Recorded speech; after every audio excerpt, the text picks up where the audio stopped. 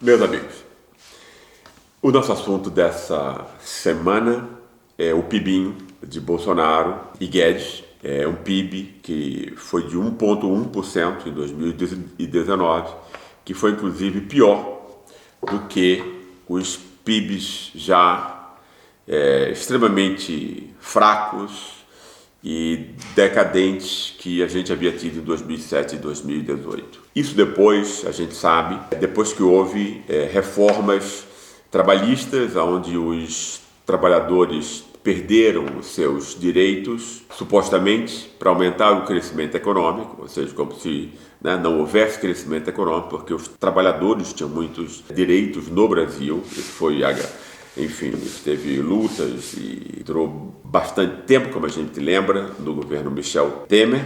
E temos, e já tivemos esse ano, com a mesma história, a mesma lenga-lenga, com relação à reforma da Previdência, né? Como a gente aprendeu com o debate, que foi muito vivo no último ano, ela ajudou os bancos, como nós iremos ver, e não a economia. Teve várias agências aí que ficavam dizendo que se as reformas, quer dizer, e isso acompanhado por todas as grandes redes de comunicação do país, todas elas, porque defendem os interesses dos rentistas e dos bancos, vendendo a ideia de que sem a reforma da Previdência o dólar iria chegar a 4,50, ele agora já está mais do que 4,50, né? Com ainda que tenha tido a reforma, etc. Então a gente vê aí que essas reformas, inclusive essa administrativa que está começando a ser proposta agora, essas reformas não têm nada a ver com o crescimento econômico da sociedade como um todo.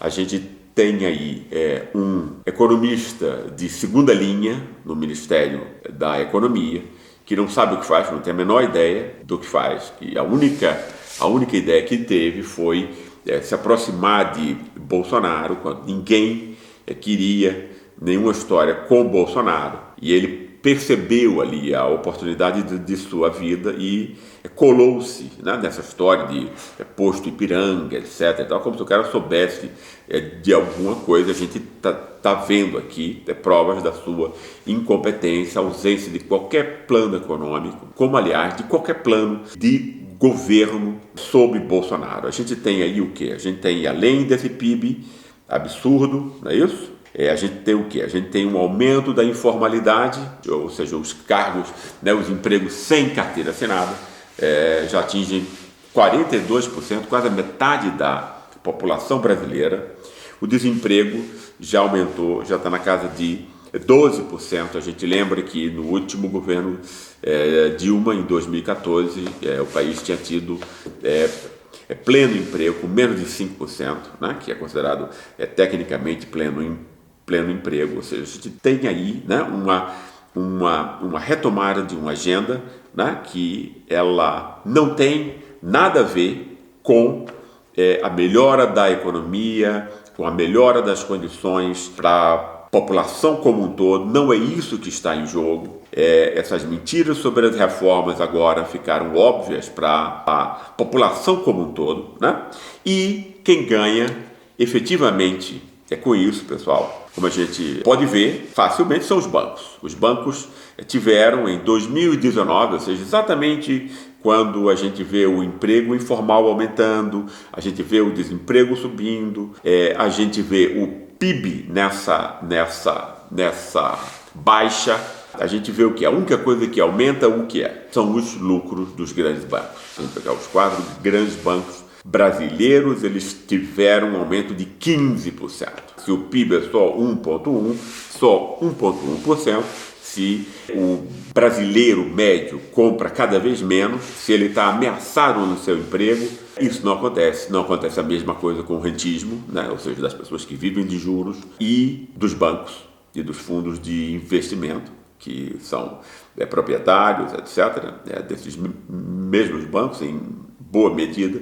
Esses bancos aumentaram um lucro, e um lucro que é nominal, porque, como pesquisadores, como a Maria Lúcia Satorelli lembra, existe uma reserva de bancos que no fundo é um lucro, né? Mas que não conta, não recebe o nome de lucro, porque fica muito feio você pôr aqui lucros de 300, 400 bilhões e não apenas de 60 bilhões, né? 60 bilhões já é um escândalo, né? Num país que está decrescendo pouco, um aumento de 15% do lucro dos bancos, quando o país cresce pouco mais de 1%, se isso já fica muito feio.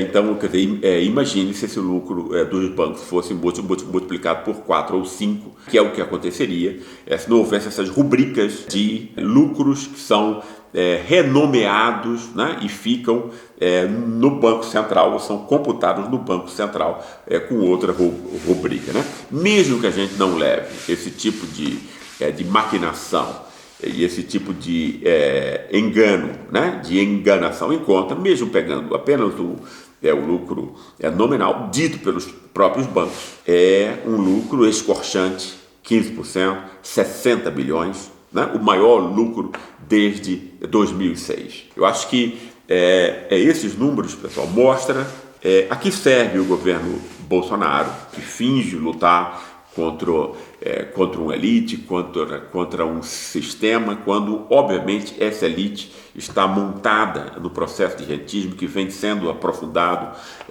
durante o seu governo. O ministro da Economia age de modo incerto, sem ter um plano, sem ter uma direção, né? Sem ter regras, sem ter ideias de como fazer, quer dizer, muito especialmente porque enfraquece o investimento público, é um neoliberal, a antiga do pior tipo, que imagina que a economia por si só vai resolver problema algum, não é isso?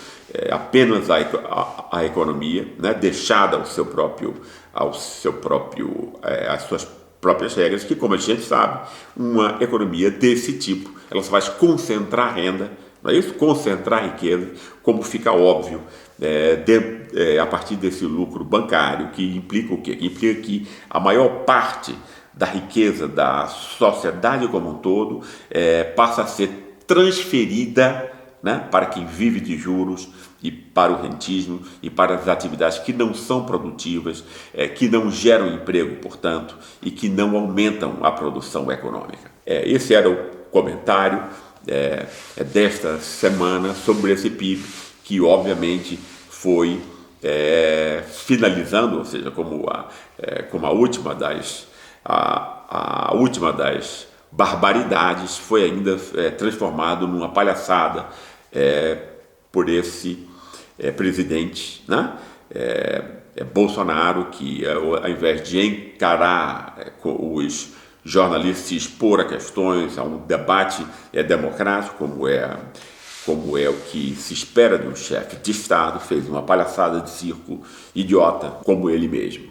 Um abraço a vocês, iremos, quer dizer, até a próxima semana, e a notícia que eu gostaria de dar a vocês é que meu livro novo, A Guerra contra o Brasil, acaba de sair hoje, né, acaba de ser distribuído a partir de hoje nas principais livrarias. Okay? Um grande abraço a vocês e tudo de bom.